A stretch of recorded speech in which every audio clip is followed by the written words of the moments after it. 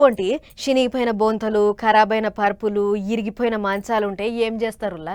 కొంచెం పోయి ఏ పాడుబడ్డ బొందల్లో ఏసొస్తుంటారు. అదే పట్నంలోనైతే మురికి కాలువనే అన్నిటికీ దిక్కు.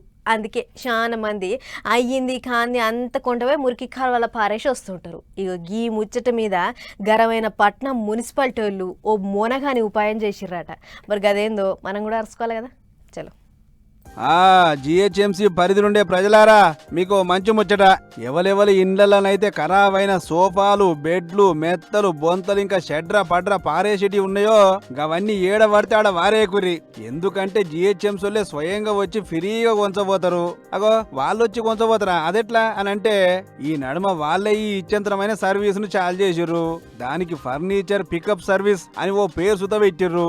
ఇక పారేస్తానికి తయారున్న వస్తువులు ఉన్నోళ్ళు చేయాల్సిందల్లా ఒకటే. ఇక్కడ క్యూఆర్ కోడ్ స్కానర్ కనబడుతుంది కదా, దీన్ని స్కాన్ చేసి మీ ఇల్లు ఎక్కడ, మీ గల్లి ఎక్కడ, ఏమేమి బారేసేటి ఉన్నాయో అవన్నీ దాంట్లో నింపితే కథం, మున్సిపాలిటీ బండి వస్తుంది, ఫ్రీగా వేసుకొని పోతుంది.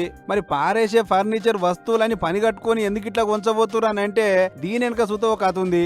ఈ నడుమ పాత బస్తీ అగాపుర దిక్కు మురికి కాల్వ సాఫ్ చేస్తుంటే బొచ్చడు చెత్తెళ్ళింది. అందులో మొత్తం ఖరాబైన సోఫాలు, బెడ్లు, మెత్తలు, బొంతలే మొత్తం 13 లారీల చెత్త నిండింది. ఖరాబైన ఫర్నిచర్ సామాన్ చేయంగా నాలా మొత్తం మూసుకుపోయింది. అందుకే ఇంకెవ్వరు గిట్ల నాలాల వారేయకుండా ఉండేందుకే ఈ ఇకమత్ తెచ్చిర్రు అన్నట్లు. కాబట్టి ఈ కాంచి జిహెచ్ఎంసీ పరిధి నుండే జనాలు ఈ సర్వీసును వాడుకోర్రి అన్నట్లు. ఇది ఇప్పటికే సికింద్రాబాద్, ఖైరతాబాద్, గోల్కొండ, చార్మినార్, రాజేంద్ర నగర్, శంషాబాద్ ఈ జోన్లలో అమలైతుంది.